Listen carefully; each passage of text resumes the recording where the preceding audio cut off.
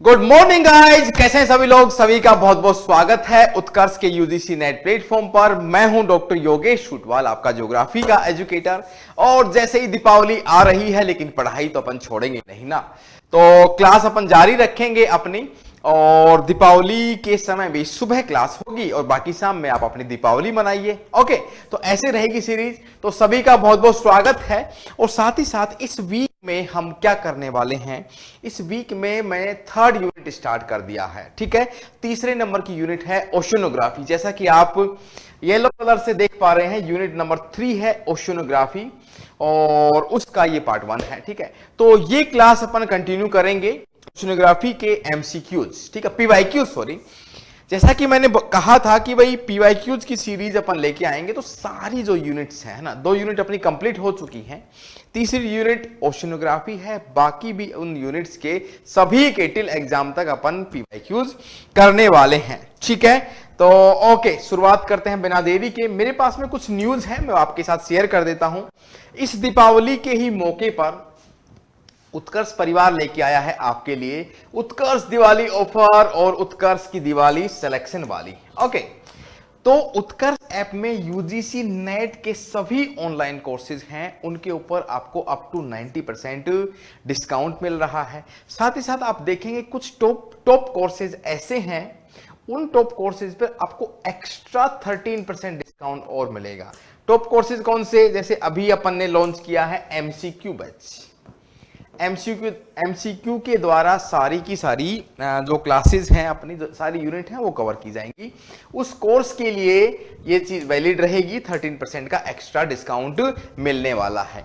साथ ही साथ कोर्स की वैलिडिटी आपकी टिल एग्जाम तक, एग्जाम आगे पीछे होएगा तो भी कोई प्रॉब्लम नहीं है, कोर्स की वैलिडिटी आपको एग्जाम तक मिलने वाली है। साथ ही साथ आप देखेंगे, अगर आपका दिसंबर 2025 में सिलेक्शन होता है फाइनली, तो आपको सारी की सारी 100% जो फीस है वो रिटर्न कर दी जाएगी, ताकि आप बढ़िया से पार्टी कर सकें और मिठाई भी सभी को खिला सकें। ओके, तो ये ऑफर है उत्कर्ष के द्वारा।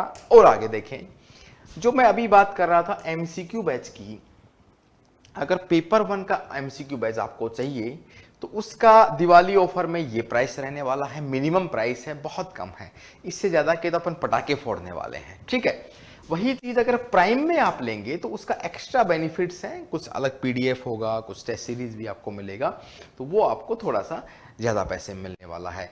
अगर जियोग्राफी का पेपर 2 आपको चाहिए और पेपर 1 आपको चाहिए आपका कॉमन वाला, तो आपका स्टैंडर्ड की फीस ये रहने वाली है और प्राइम की फीस आपके पास में ये रहने वाली है। बाकी ऑफर्स तो एज इट इज रहेंगे ही रहेंगे। ओके, वही चीज इंग्लिश पेपर के लिए भी, कॉमर्स के लिए भी।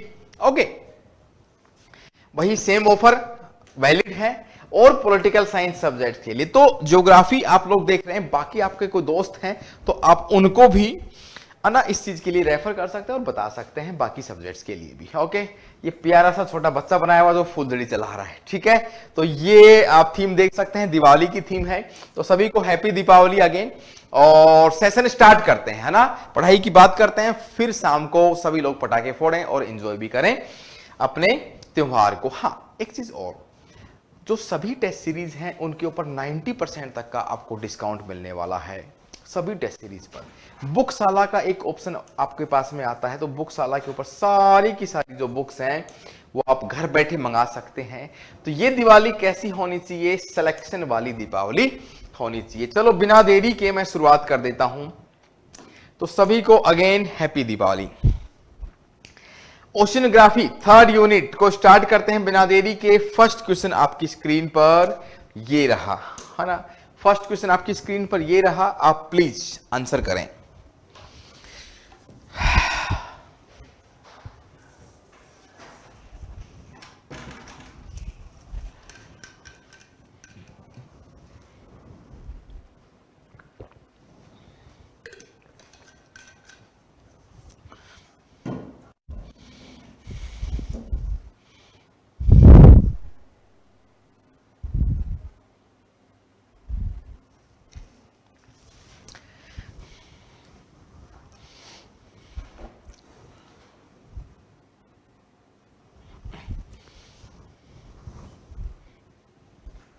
पूछा गया है wave cut platform.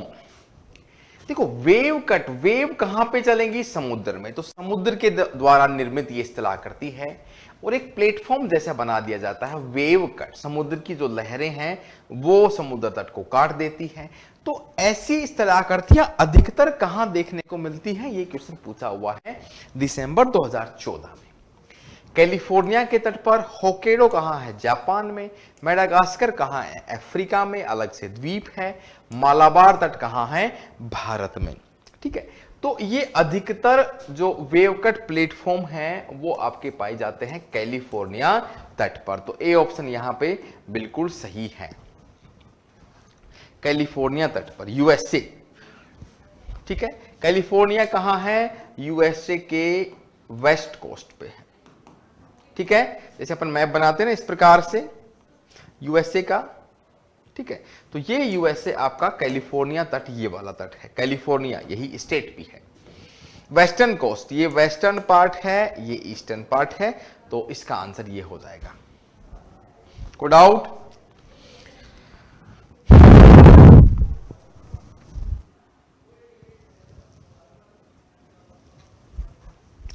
Next question आपकी स्क्रीन पर ये रहा, प्लीज आंसर करें। ओके, चलिए।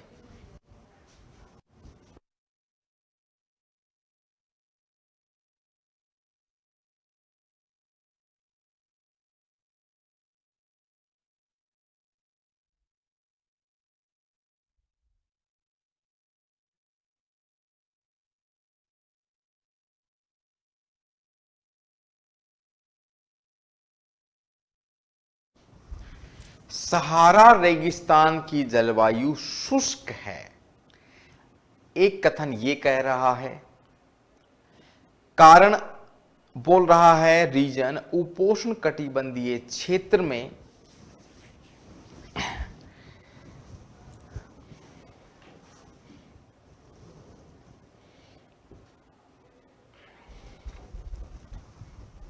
ठीक है, कथन क्या बोल रहा है ध्यान से देखें।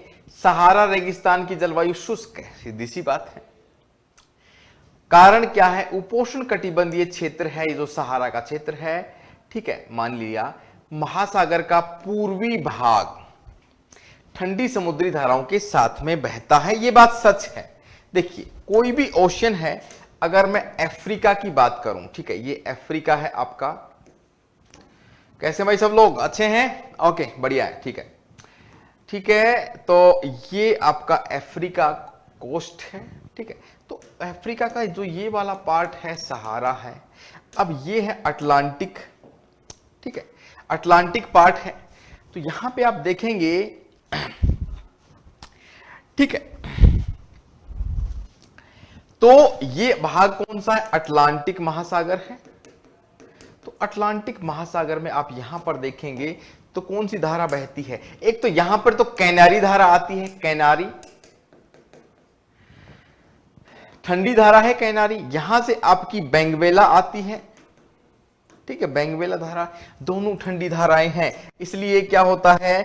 वायुदाब हाई प्रेशर बना रहता है। कहां पर? यहां पर हाई प्रेशर होगा तो रेनफॉल को अट्रैक्ट नहीं कर पाएगा, इसलिए यहां पे वर्षा नहीं होती है, न्यूनतम होती है। इसलिए जहां जहां पर भी महाद्वीपों के पश्चिमी तट पर, है ना, महाद्वीपों के पश्चिमी तट पर और महासागरों के पूर्वी भाग में, तो ये अटलांटिक महासागर है, तो इसका ईस्टर्न भाग ये वाला है।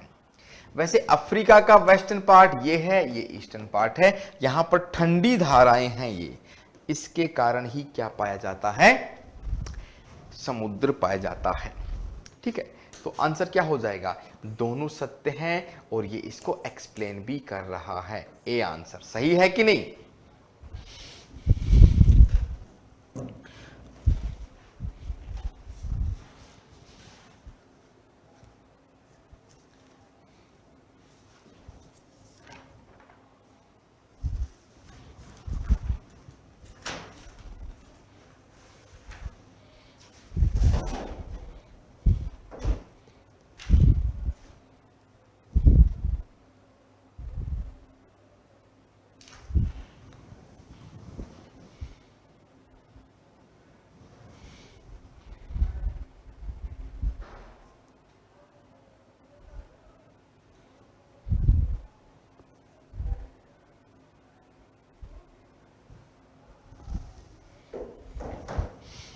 कोई डाउट?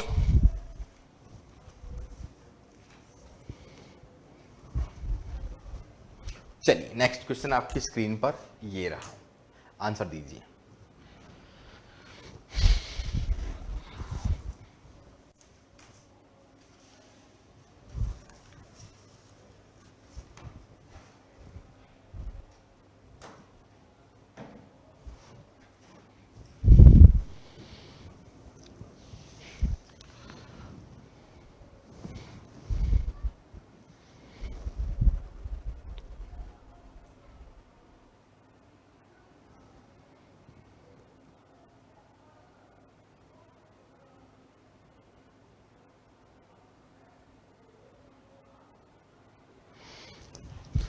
(1874) में चैलेंजर अभियान था।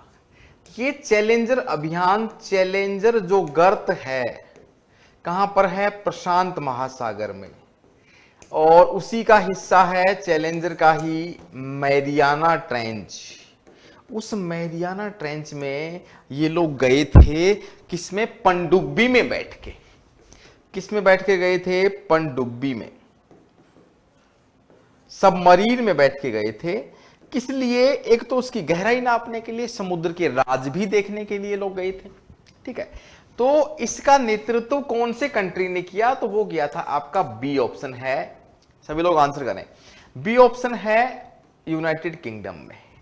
इसी में क्या हुआ था? इसी में एक वैज्ञानिक थे डिटमार नाम के, डिटमार नाम के वैज्ञानिक थे। उन्होंने समुद्री लवणताओं के बारे में पता लगाया था।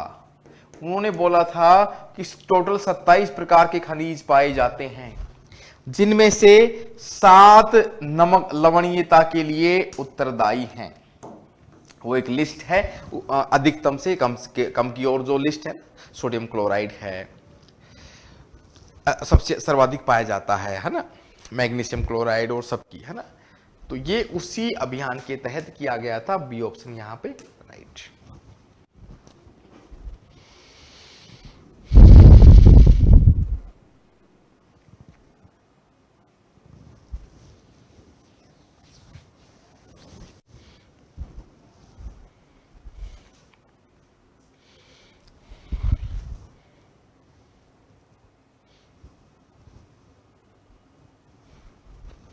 ओके, चलिए नेक्स्ट क्वेश्चन आपकी स्क्रीन पर ये रहा, आंसर कीजिए।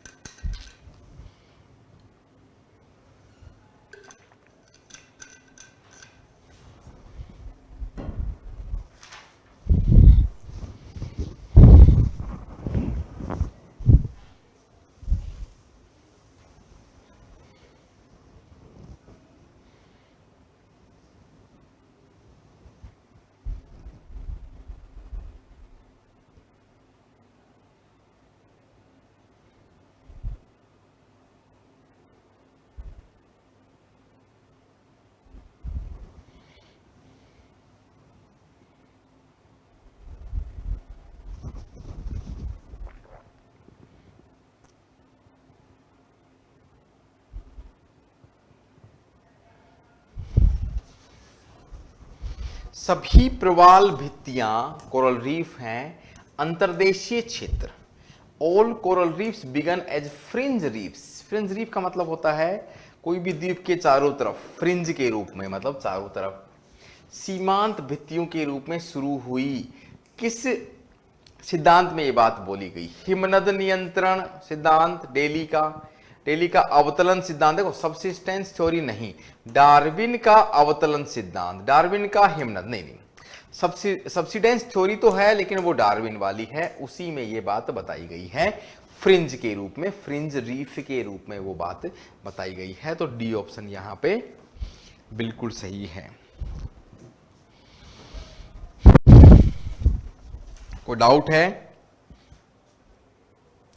तो सबसिडेंस थ्योरी प्रवाल भित्तियों से संबंधित किसने दी थी? सबसिडेंस थ्योरी डार्विन ने, Charles Darwin, Charles Robert Darwin, वही डार्विन है।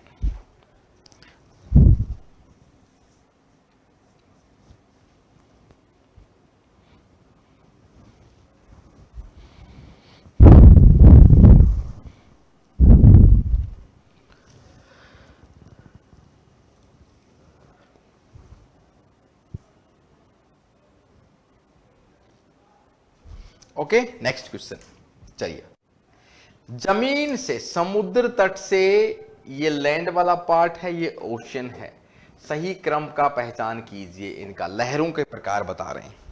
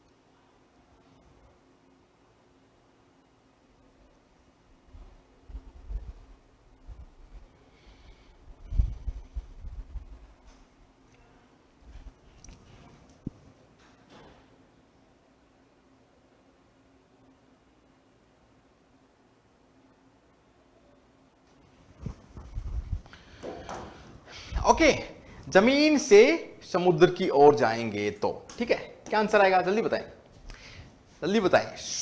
ओके, देखो, समुद्र से, जमीन से समुद्र, identify the correct sequence from land to सी।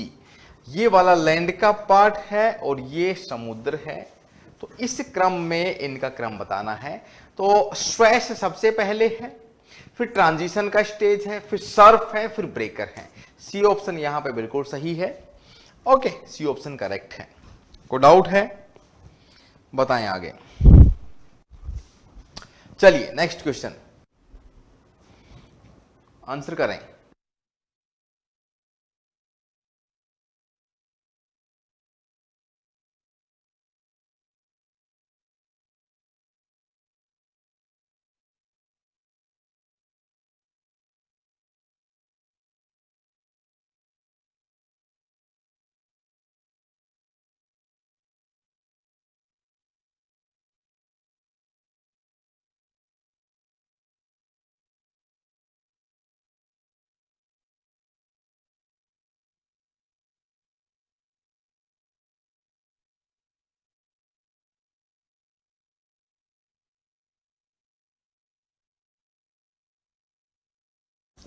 निम्नलिखित में से कौन सा महासागरों को उनके आकार के आरोही क्रम, मतलब सबसे छोटा कौन सा है, व्यवस्थित करने का सही तरीका है? तो भाई देख लीजिए, सबसे छोटा तो आर्कटिक ही है ना, और सबसे बड़ा प्रशांत है। तो आर्कटिक, हिंद, अटलांटिक और प्रशांत, बी ऑप्शन आराम से निकल के आ रहा है।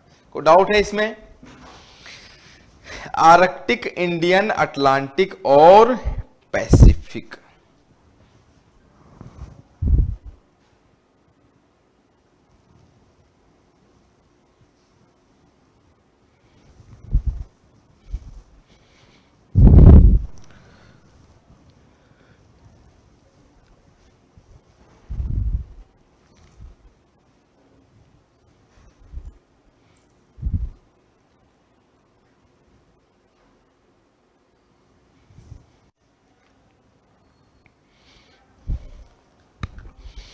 ओके, नेक्स्ट क्वेश्चन, चलिए, हाँ आंसर कीजिए, दिख तो रहा है ना ये वाला, चलो अब कीजिए आंसर।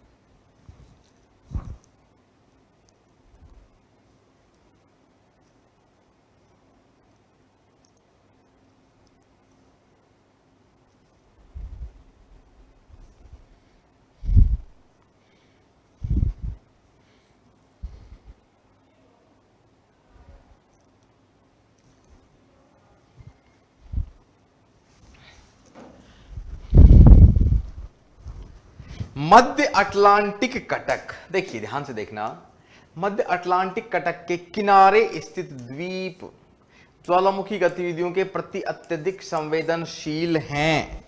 यश, बात तो सही है, मध्य अटलांटिक कटक के किनारे स्थित द्वीप ज्वालामुखी गतिविधि के प्रति अत्यधिक संवेदनशील है। ऑफ कोर्स ये बात है, डाइवर्जेंट प्लेट है तो उससे ज्वालामुखी निकलता है, उससे बने हुए कई द्वीप भी हैं और संवेदनशील है।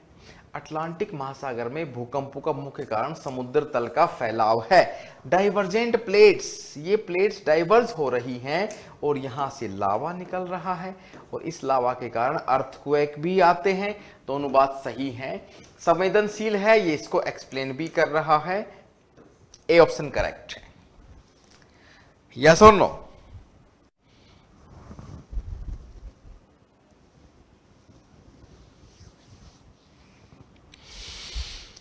ओके, चलिए नेक्स्ट क्वेश्चन, इसका आंसर करें।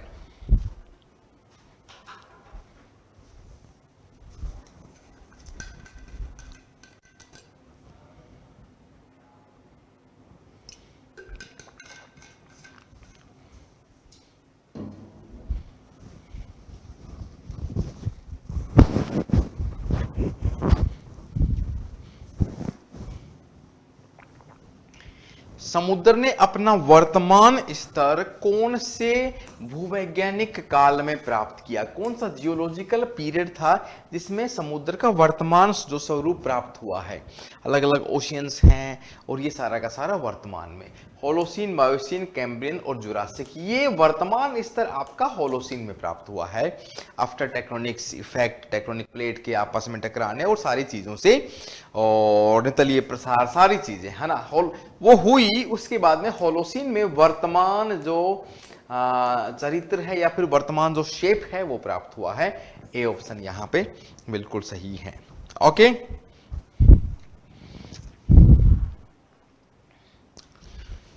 ठीक है, चलिए नेक्स्ट क्वेश्चन आपकी स्क्रीन पर, आंसर कीजिए।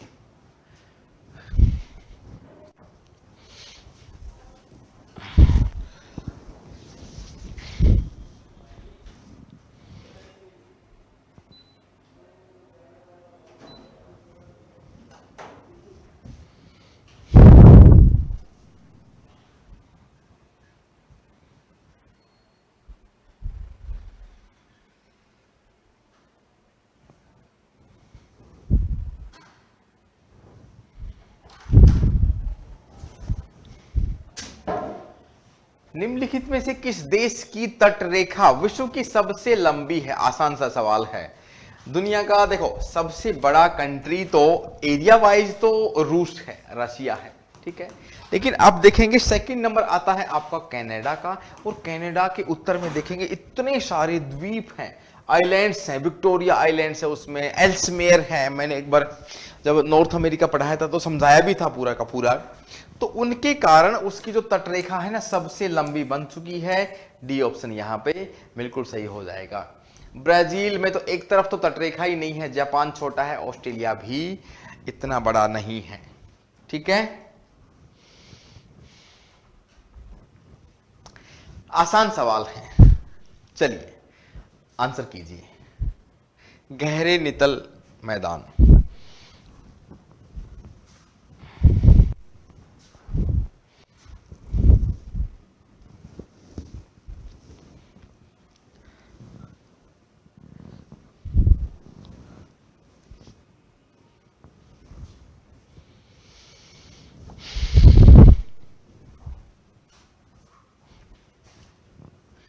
अथाह मैदानों की सामान्य गहराई कितनी है?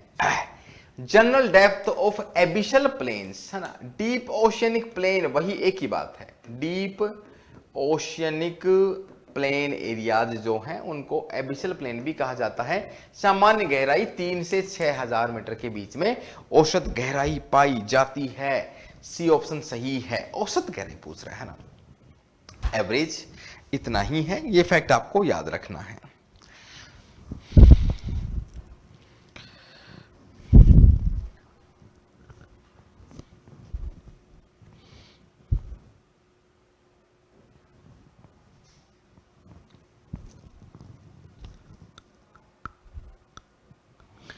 चलिए नेक्स्ट क्वेश्चन आपकी स्क्रीन पर, ये अच्छा सवाल है, इसका आंसर कीजिए।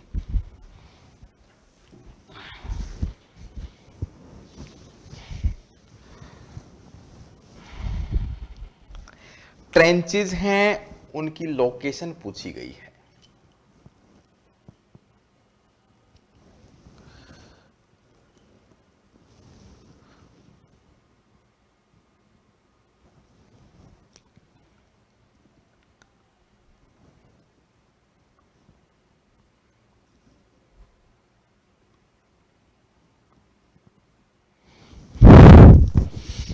चैलेंजर, एल्ड्रिच, रोमांशे और नारेश, या फिर नारेश। तो देखो चैलेंजर गर्त है ना, इन सब में देखा जाए तो प्रशांत महासागर में है चैलेंजर गर्त, तो जिसकी अभी बात कर रहे थे। मैरियाना ट्रेंच है और फिलीपींस के पास में है, फिलीपींस के ईस्टर्न वाले पार्ट में। लेकिन उत्तरी प्रशांत आएगा ना, उसमें अटलांटिक तो हो ही नहीं सकता, अटलांटिक नहीं, प्रशांत का उत्तरी भाग दक्षिणी भाग, तो उत्तरी प्रशांत में है, इक्वेटर के ऊपर है ये। ठीक है, तो ए का थर्ड ऑप्शन आएगा। ए का थर्ड ऑप्शन आते ही तो अपना आंसर भी आ गया। बी एल्ड्रिच फर्स्ट, दक्षिणी प्रशांत में एल्ड्रिच है। सी का 4, सी रोमांसे है, अटलांटिक ओशियन में पाई जाती है लेकिन दक्षिणी अटलांटिक में। और नारेस है आपके उत्तरी अटलांटिक में, इसलिए ए ऑप्शन करेक्ट है। ये इंपॉर्टेंट भी है भाई लोगों, है ना, क्योंकि ट्रेंचेस का सवाल हमेशा पूछा जाता है। यस और no? Good, very good, okay, ठीक है, समझ आया? कोई डाउट?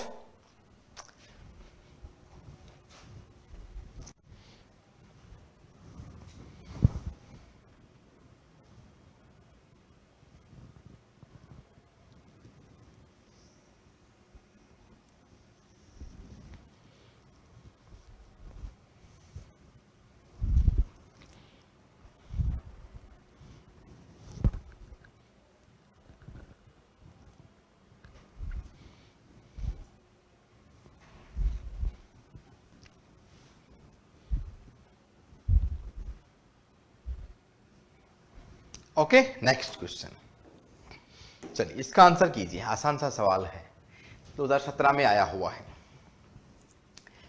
कॉन्टिनेंटल स्लोप की बात कर रहा है भाई।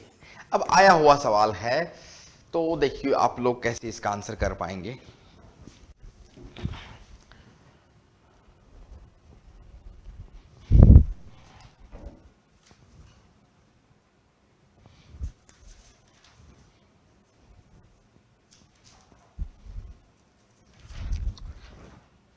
महाद्वीपीय ढलान का सही औसत ढलान पूछ रहा है ये, यस और नो?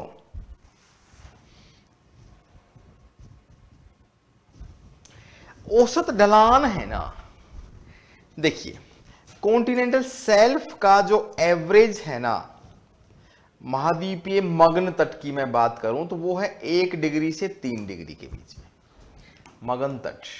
ये है महाद्वीपीय मग्न ढाल है। मग्न ढाल लगभग 5 डिग्री के आसपास पाया जाता है। 8 डिग्री होगा नहीं, 6 नहीं, तो 4 के आसपास है, तो बी ऑप्शन यहां पे आएगा। ठीक है, इस प्रकार से भी कई बार आंसर निकालना पड़ता है और बी ही माना है यूजीसी ने भी।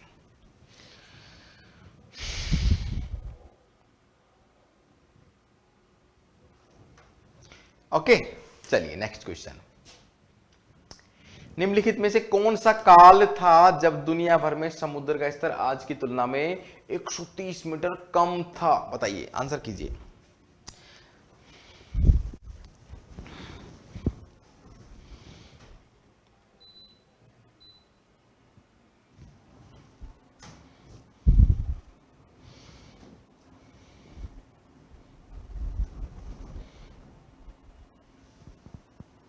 ये बात है प्लीस्टोसिन एज की, है ना।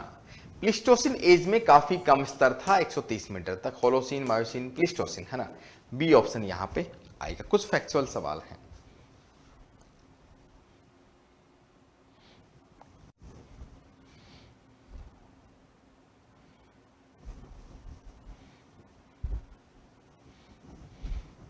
चलें नेक्स्ट क्वेश्चन, इसका आंसर कीजिए। फैक्चुअल सवाल है।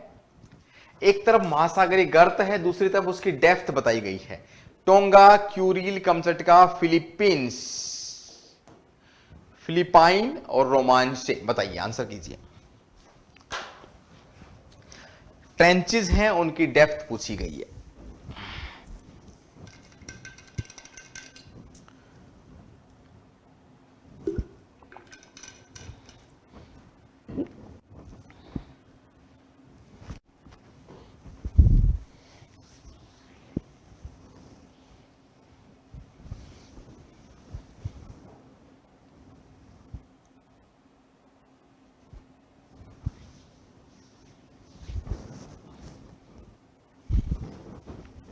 देखो, अगर अपन बात करें, इनमें सबसे ज्यादा गहरी टोंगा ट्रेंच मैरियाना है 11,300 के आसपास।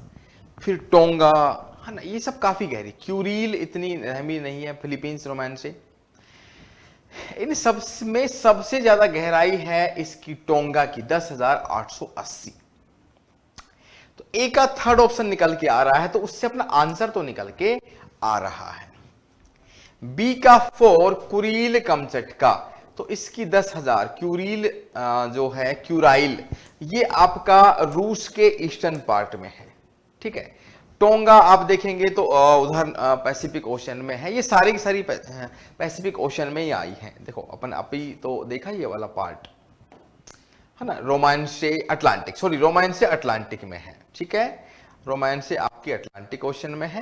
ओके, तो इस प्रकार से अपना आंसर तो अपना निकल के आ रहा है। सी फिलीपींस आपका 10,540 और डी है आपका रोमांस से 7,760 और रोमांस से है आपकी अटलांटिक ओशन में अभी अपन ने बात की।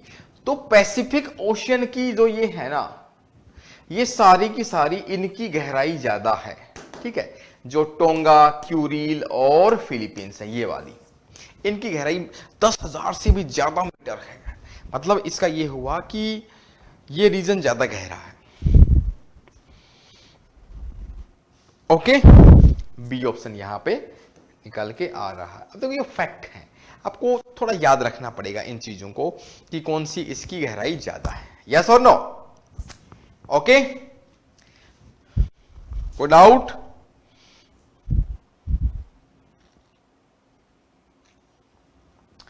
चलिए, नाजका प्लेट, आंसर कीजिए।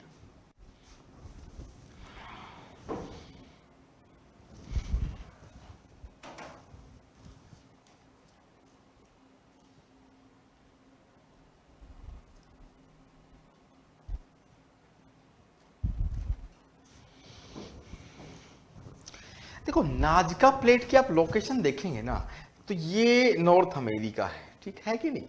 तो ये नॉर्थ अमेरिका है, तो नॉर्थ अमेरिका ये वाला पार्ट है एंडीज पर्वत श्रेणी, ठीक है। ये है आपकी नाजका प्लेट। तो नाजका प्लेट ईस्टर्न साइड में गति कर रही है पूर्वी दिशा में, तभी तो है तो प्रशांत पैसिफिक प्लेट है, लेकिन ये छोटी प्लेट है जिसका नाम है नाजका, ठीक है। ये ईस्टर्न साइड में गति कर रही है, यही पूछ रहा है, आसान सा सवाल है। ए इसका आंसर आ जाएगा, यस और नो। तो ये सेशन है, तो आज सेशन बहुत बड़ा नहीं ले पाएंगे, इतना ही ले पाएंगे, ओके। तो जितने क्वेश्चन हुए हैं जल्दी से फटाक से रिवीजन कर पाए। अपना मकसद यही है कि भाई दीपावली की छुट्टियां हैं तो फिर भी एक ऐसी डोज तो मिलती रहे, 10 20 30 सवालों की पढ़ाई का कोई एक सीरीज भी नहीं छूटे, और एक होता है ना कि कंटिन्यूटी नहीं छूटे, कुछ क्वेश्चंस तो अपने में निकलते रहें, ठीक है। टाइम आ ही चुका है एग्जाम का, इसलिए इस सीरीज को अपन कंटिन्यू करके आज के दिन भी अपन ले ही रहे हैं, ठीक है, ओके। तो कुछ मेरे पास में न्यूज है, तो वो चीज मैं फिर से रिपीट कर देता हूं। उत्कर्ष का दिवाली ऑफर है 24 अक्टूबर, ये सभी ऑफर्स हैं, उसमें आप देख सकते हैं, उनको आप अवेल कर सकते हैं। MCQ बैच है, ओके, और ये सारे के सारे सब्जेक्ट हैं, और आप ज्योग्राफी है, सारे के सारे सब्जेक्ट हैं, ओके। टेस्ट सीरीज के ऊपर भी आप देखेंगे तो ऑफर है, ओके। तो हैप्पी दिवाली सभी को, thank you so much, okay, happy Deepavali, okay. Session अच्छा लगा है तो प्लीज लाइक करें, शेयर भी करें। तो पहली बार देख रहे हैं इस सेशन को, वो चैनल को सब्सक्राइब भी करें, ठीक है। थैंक यू सो मच, मिलते हैं कल की क्लास में सेम टाइम और सेम जगह, okay. Thank you so much, जय हिंद, जय भारत।